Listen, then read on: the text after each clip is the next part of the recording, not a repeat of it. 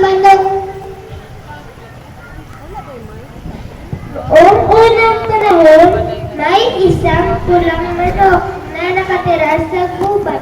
Maingat ito sa sarili, kaya bihirang lumalabas ng bahay.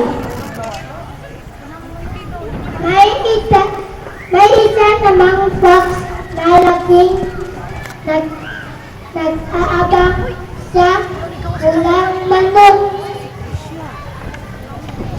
Lagi siyang umisip ng paraan kung paano ito mahuhuli at makain. Isang araw, umalis ang pulang manok palakad-lakad sa kagubatan at nasa lubong niya ang kaniyang mga kaibigan.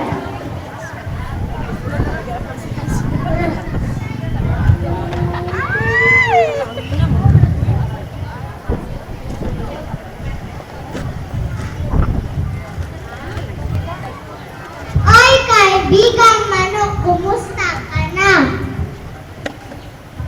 Eto, mabuti naman sa awa ng Diyos. Saan ba ang punta mo? At may dala-dala kang lo. Maghahanap ako ng pagkain dyan sa gubat.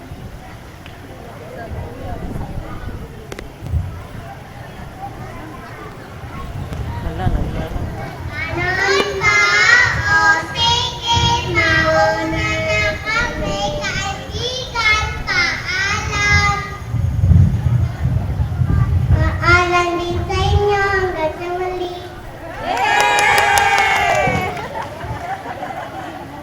Palakad-lakad ang pulang manok. Hindi na alam na nakamasid na pala sa kanya ang fox sa bawat kilos na. Laking gulat niya nang makita ang fox sa loob ng bahay. Dali-dali siyang lumipad paitaas at tumapo pa sa mataas na lugar.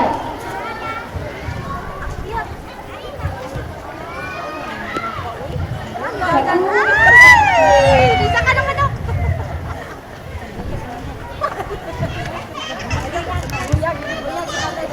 Kailangan kong mag-isip ng paraan. Siguro ko siya hanggang sa'yo mahilo.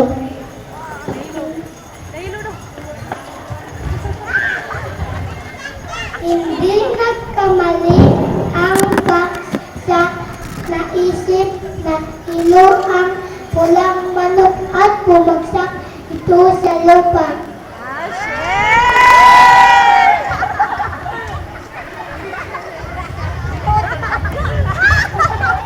Ayan na, sa wakas, kahuli kita, mayapunan na ako.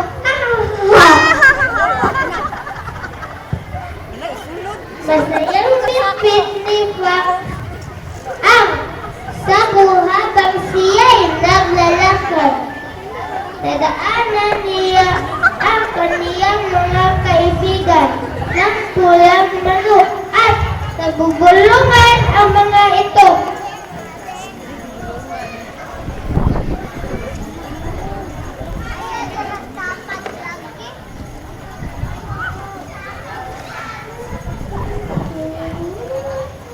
No, pinagbobola ka rin.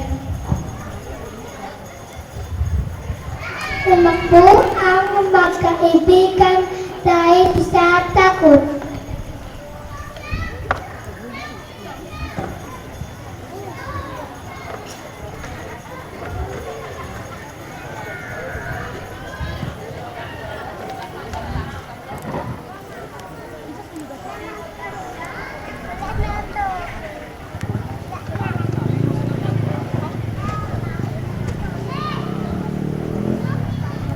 Ako dito ko na sila. Puno kayo pagpapahinga.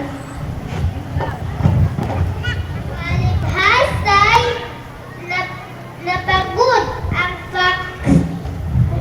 Nakatulog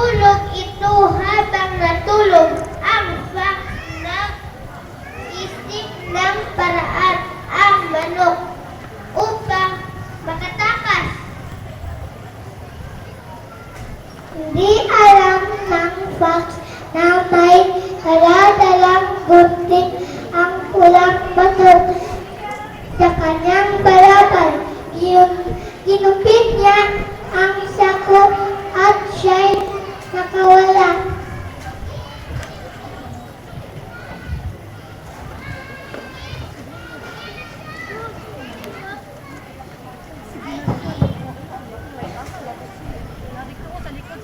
Kumuha ng mga dapat may lagay ko sa sako para hindi na makasi nagatamit ako. Kumuha ng mga bato ang manok at itinagay sa loob ng sako at itinali ito. Hindi naglaon, nagising ang fox.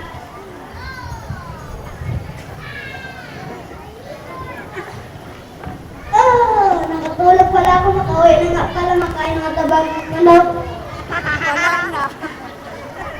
Sayang naglakad ang fox patungo sa bahay niya. May nakanda ng mainit at kumukulong tubig. Ayan na, sa wakas, ampunan ka na ngayon. Inihulog niya ang iniakala niya manok.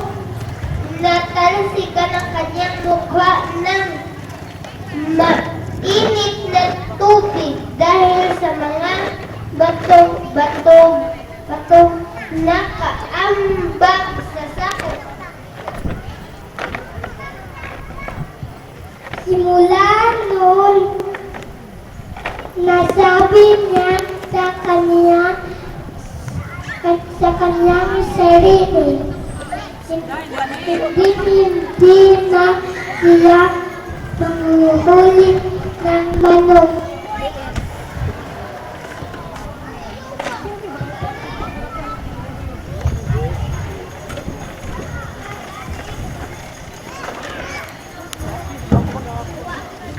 Hanggang dito na lang po ang aming kwento at maraming pong salamat!